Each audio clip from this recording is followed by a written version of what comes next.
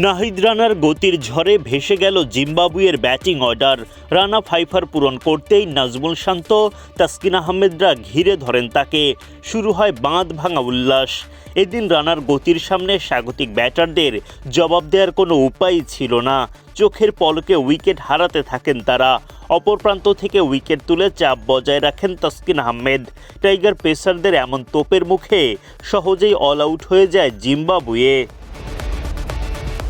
টেস্টের ব্যর্থতা ভুলে সোমবার জিম্বাবুয়ের বিপক্ষে সিরিজের প্রথম ওয়ানডেতে মাঠে নামে বাংলাদেশ। টস জিতে আগে বোলিংয়ের সিদ্ধান্ত নেন টাইগার অধিনায়ক মেহেদী হাসান মিরাজ। শুরু থেকে জিম্বাবুয়ের দুর্গে আঘাত করতে থাকেন টাইগার পেসাররা। তবে প্রথম উইকেটটা আসে রান আউট থেকে।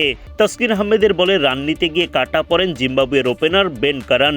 দৌড়ে এসে দারুণ এক রান আউট করেন অধিনায়ক মিরাজ। ডিরেক্ট হিটে মাঠ ছাড়তে হয় কারানকে। ৩৬ রানে প্রথম উইকেট তুলে নেয় বাংলাদেশ। তাসকিনের করা ওই ওভারে দ্বিতীয় উইকেটেরও দেখা পায় বাংলাদেশ। জিম্বাবুয়ের আরেক ওপেনার ওয়েন বেনেট তাসকিনের বলে তালগোল পাকিয়ে ফেলেন। মোসাদ্দেক হোসেন সৈকত লুফে নেন দারুণ একটা ক্যাচ। ৩৬ রানে দ্বিতীয় উইকেটের দেখা পায় বাংলাদেশ। ম্যাচের নবম ওভারে গিয়ে তাসকিন আহমেদ তোলেন তার দ্বিতীয় উইকেট। ক্রেগ আরভিনকে বোল্ড করে মাঠ ছাড়া করেন তিনি।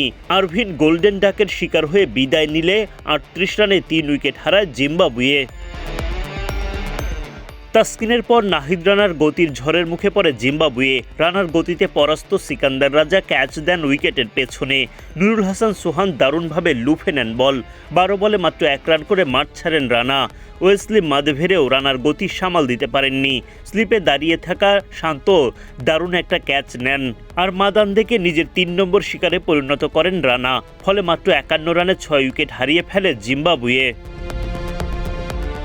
এক প্রান্তে টিকে থাকা ইনোসেন্ট কাইয়ার বিদায় ঘণ্টা বাজান নাহিদ রানা। একই ওভারে ব্র্যাড ইভান্সকে ফিরিয়ে ফাইফার পূরণ করেন এই গতি তারকা। তাকে ঘিরে সতীর্থদের উল্লাস শুরু।